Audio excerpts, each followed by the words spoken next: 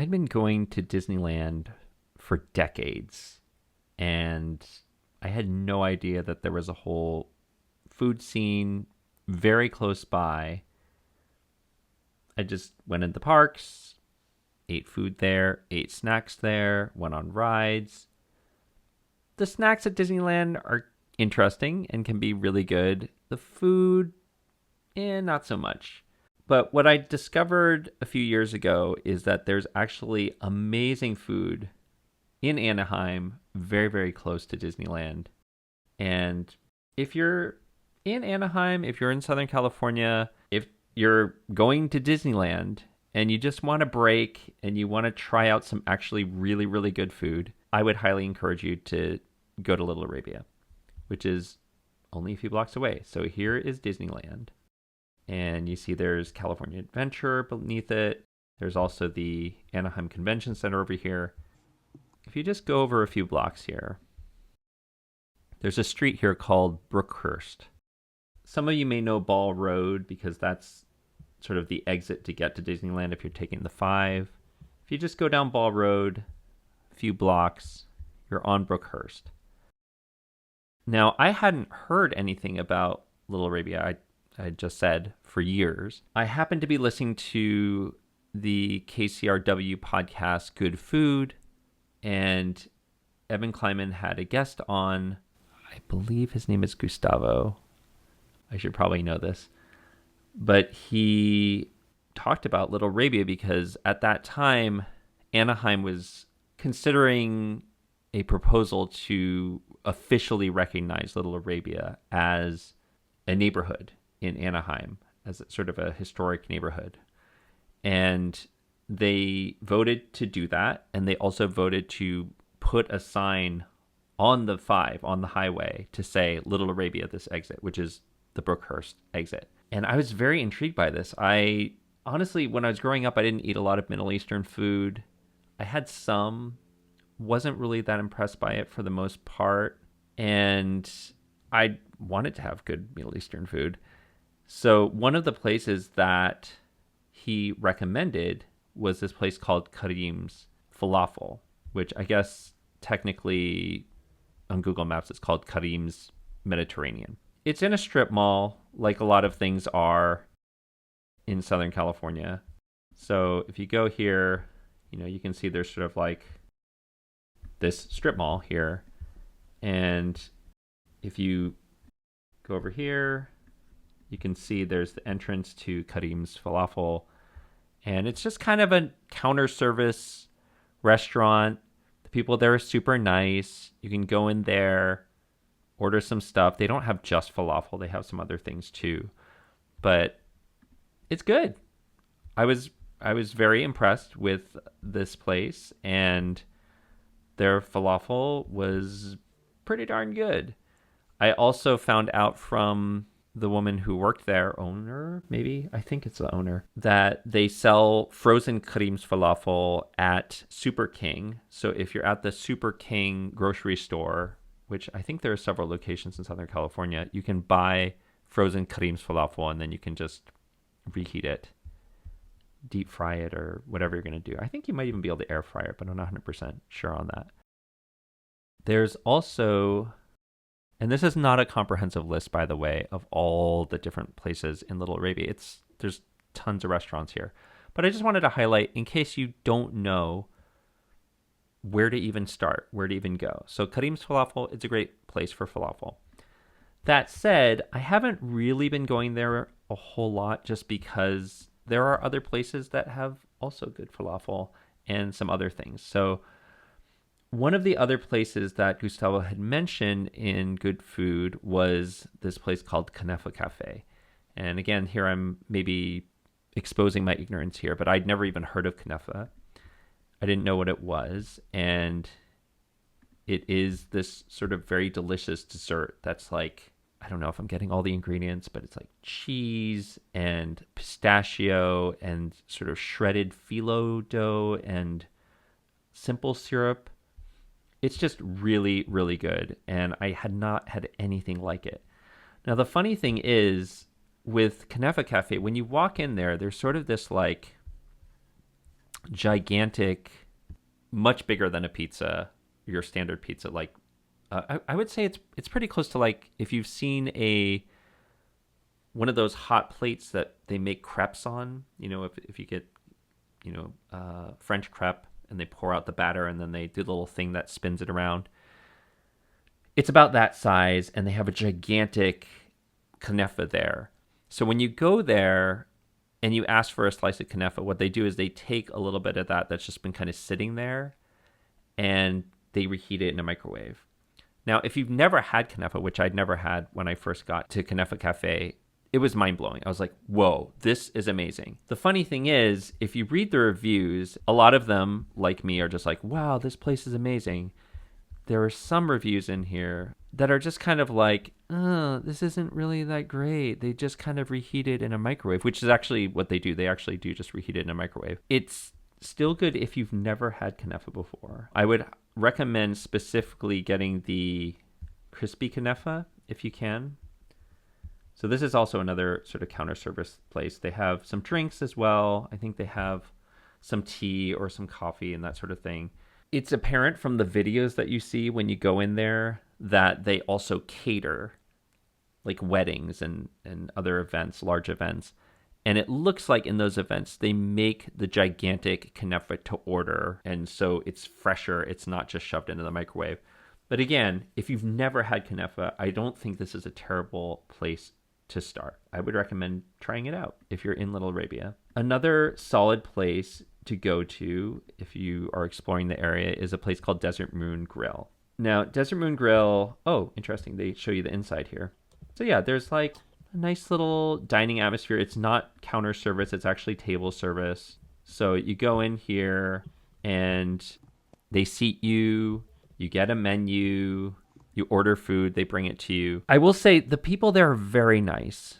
They're very, very nice. And I've been back there multiple times. But sometimes they don't always get your order right. And sometimes they're out of stuff. So the experience can be a little mixed. I will say generally the food is amazing. Particularly they have something called fried cheese, which I don't know what kind of cheese they use. I think it might be halloumi, but I'm not sure. But it's just phenomenal. And it's interesting because I have had it many, many times, and sometimes it's like a little saltier, sometimes it's a little cooked more thoroughly or less, but every time I've had it, it's still always been good, even though it's not consistent. And if you get their hummus, which is very good, they have this very floofy bread that I believe they cook in a tandoor oven. It's fresh, it's floofy, it's really good. Now, I will say their bread, if you have leftover, maybe somebody has a secret that I don't know about, but it doesn't reheat particularly well. It kind of just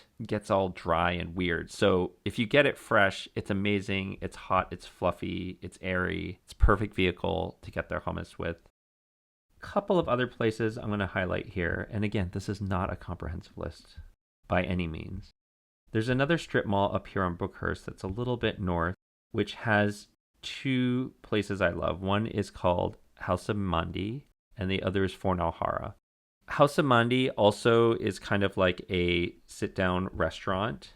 They have outdoor seating, they have indoor seating. So the outdoor seating is kind of like in the parking lot, essentially. The indoor seating is inside. And they have little pillows that you can rest your arm on in some of the seats, but they have just like amazing, huge bread. Their hummus is also good. I think almost on par with the Desert Moon Grill hummus. They don't have falafel, I don't believe, but they have a very delicious eggplant dip, and two of their desserts are just out of this world. So one of them is basically like a bread pudding, like a delicious thick bread pudding. Now, I will say, even though it's amazing, it is also gigantic, and so you probably want to have at least 4 people eating this if possible. And the other dessert, which is amazing, is the Dubai Knafeh ball, which I had no idea what it was going to be like. I love Dubai chocolate. I love Knafeh. I thought it would just be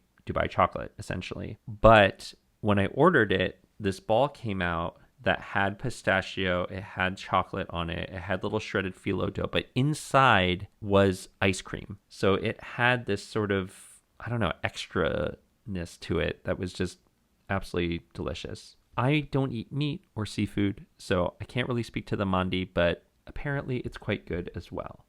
Now, the other spot in here I wanted to highlight is called Forn Al Hara, and I've had one bad experience here, which I think is kind of an outlier. I came here for lunch once and they were just really backed up. Like they had a lot of to-go orders, they had a lot of in-person orders. It took literally over an hour to get food.